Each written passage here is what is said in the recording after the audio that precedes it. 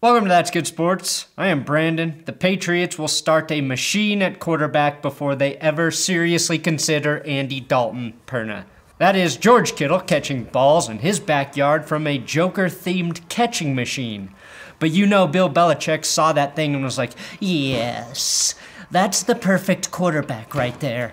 One I can program, is always on target, will never talk back or question my intelligence, and most importantly, will never leave me for Tampa Bay and a frat guy head coach. Give me the machine.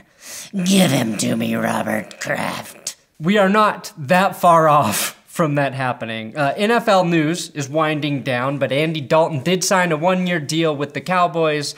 The NFL is slated to make an announcement on the schedule this week. Legend and former Dolphins head coach Don Shula passed away, and live sports are returning to ESPN this week. Korean baseball coming right on at your face. Whew, that's good, sports.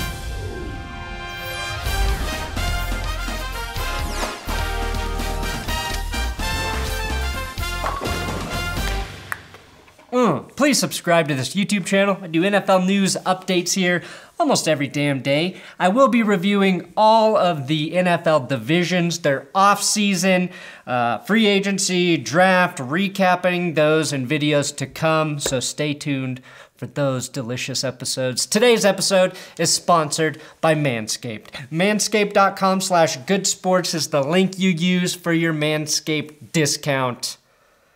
And if that doesn't entice you, maybe this will.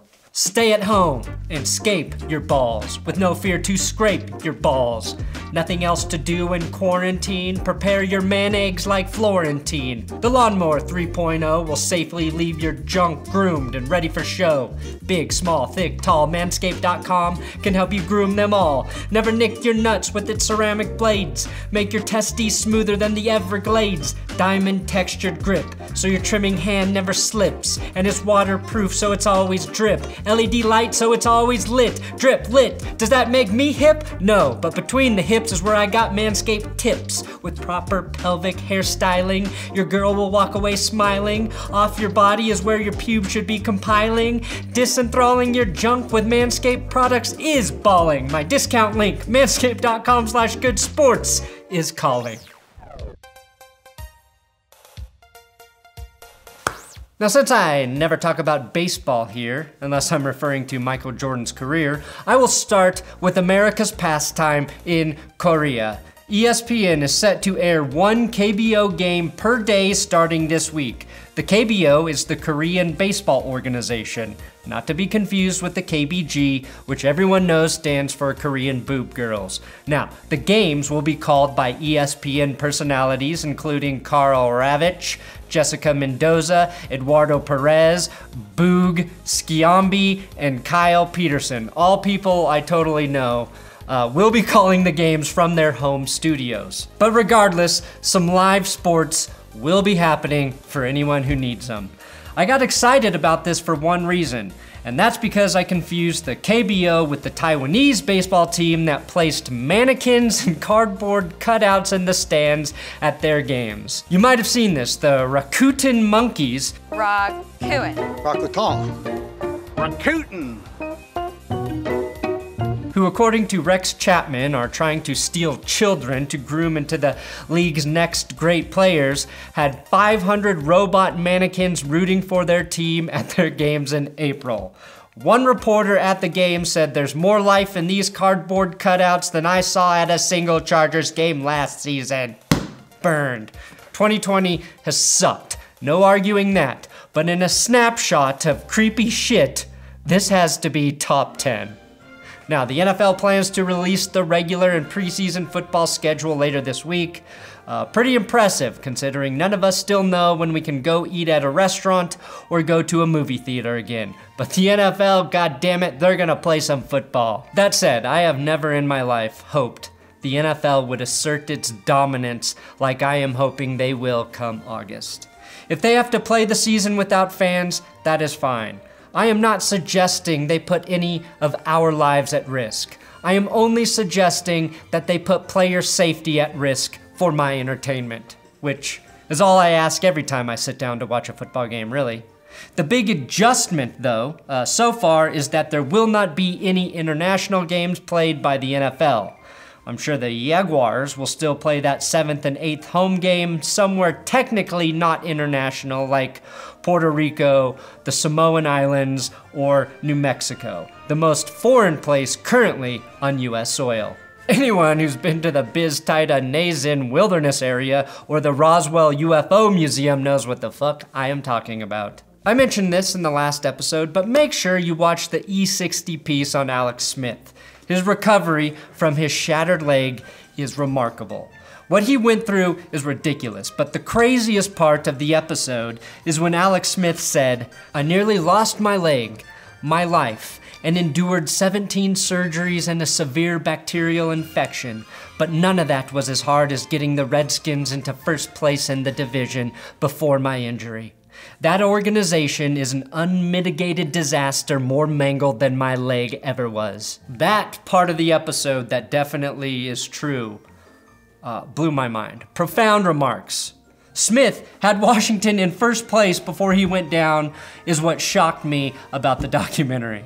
And now I wonder if Dan Snyder had this done on purpose, like Nancy Kerrigan, to make sure he didn't give his season ticket holders any extra playoff games. Now, I do believe the Washington Potatoes are cursed, in addition to being a terribly run organization. When Smith was hurt, we all knew there were eerie similarities between his injury and the same one that happened to Washington Potatoes quarterback Joe Theismann 23 years earlier. But this side-by-side is beyond eerie. It's proof of a curse, and whoever is quarterback in Washington in 23 years do not play on November 18th. Smith and Theismann suffered the same injury, a broken right tibia and fibula, on the same day, the same location, same spot on the field at the 39-yard line, same final score, both caused by a 3-time Defensive Player of the Year while their starting Pro Bowl left tackle was out of the game with an injury. Next to Randy Johnson's pitch disintegrating a bird live, that's one of the most bizarre sports things I think we've ever seen. Now, Andy Dalton signed with the Dallas Cowboys. I tried so hard to give a shit about this signing, but it's just like Andy Dalton's entire career. Fucking abysmally boring and average. Literally the least important news I've ever heard in my life. I hate that this is all I have to give you in terms of real football news. Andy Dalton signs a 1-year contract with the Cowboys to back up Dak Prescott and serve as a nice replacement if Dak gets hurt. So insignificant and boring. But it was literally the biggest football news from the weekend. So there you have it. I did see an interesting tweet posted by QB Datamine. It stated that Ravens quarterback Lamar Jackson was the worst intermediate passer on play action in the NFL, connecting on only 17 of 34 attempts. Now at first I thought this was going to be one of those clickbaity type tweets, as that's a stat nobody gives a shit about. Sure, Lamar Jackson was MVP, but was he great on intermediate play-action passes? Or how well did Lamar Jackson throw in night games when his shoe was untied and he had scrambled eggs for breakfast?